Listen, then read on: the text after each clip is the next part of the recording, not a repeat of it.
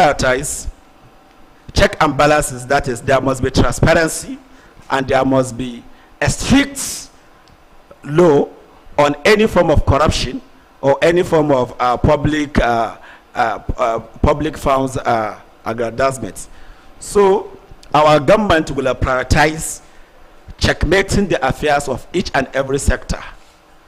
And in any case that anyone is involved in the corruption practices, the person must be dealt with, irrespective of either is from my political party or not. And I think with this mindset, we can be able to ensure there's transparency in the democratic process and in all sectors. Thank you, sir. All right, thank you very much, the Executive Governor of Nasarawa State. But I'm going to advise you the way I'm advising other excellencies. You have to work more on your vote, okay? And SRTV, your performance, you have to target with SRTV, you understand? These are part of the criteria that the judges are going to look to score you, and we wish you the best as we move forward.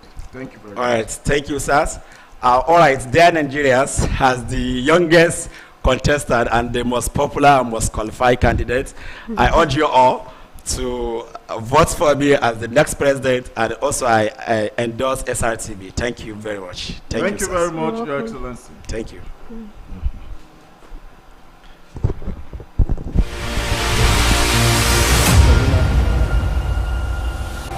Now, call woman first. Who is the governor of Connecticut?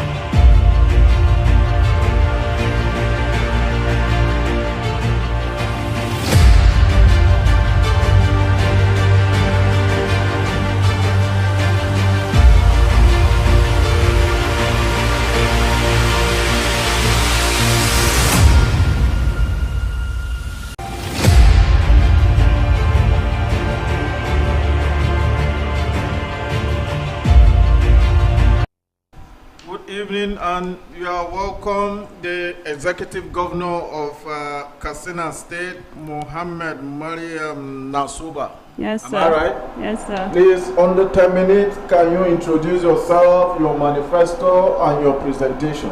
All right. My name is Mohammed Mariam Nasuba. I am the Honorable Governor representing Katsina State, and then today I stand out to contest for the seat of President in the next presidency. Thank you. And if I assume the seat, my administration is going to focus on education.